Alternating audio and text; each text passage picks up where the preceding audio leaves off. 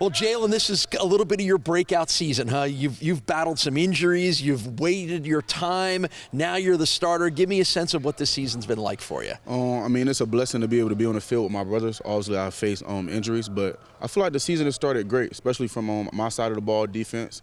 I feel like we're playing very well. Came off a good win from Toledo, so we're just trying to stack these wins. You've been moved around a little bit. A lot of time at the nickel corner, then against Toledo, playing a little more of the deep safety. How comfortable are you in the ways that you're being used this year? Well, all of us learn how to play all positions. So just doing what's best for the team. Wherever they need me is where I'm going to play my hardest. I feel like we've noticed you rushing the quarter, rushing the passer a little bit. When's that first sack coming for you? Hey, I'm trying to get it, man. I'm anxious. I'm anxious to get it. How much do you enjoy that as a DB, getting let loose on a blitz like that? I love it because, most of the time we're just supposed to cover. So it's finally time to get in there and try to get some sacks, some TFLs.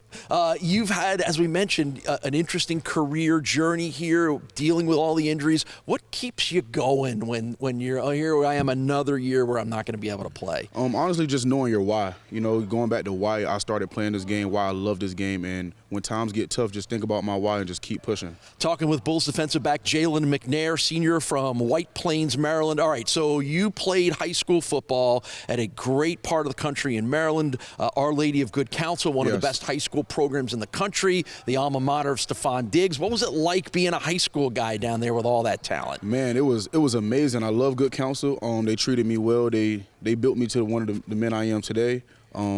Of course, Stephon went there, so it was a big shoes to fill. You know what I'm saying? We got a championship before I left, so it was just a blessing. And then you have pretty good ties to the Pattersons, which is a nice group to have ties to when you're a UB Bull. Tell us a little bit how long you go back and what the relationship with both James and Jarrett still is. My relationship with James and Jarrett, man, it's almost like we're blood brothers. The way they treat me, the way they care for me. We went to high school together, and then since the first day we met, we've clicked ever since. Were they a big part of the reason why you decided to come here? Yes, they were a big part. They recruited me heavily, helping the coaches. So yeah, they're definitely a big part. How much fun was it sort of watching what Jarrett did, and then now James is still with the program, working in academic advising, to still have him around to talk to? Yeah, it was very fun watching what Jarrett did here, but also wasn't a surprise. He was playing with James and then still having him here, still having that Maryland connection, still having my big brother here with me is a blessing.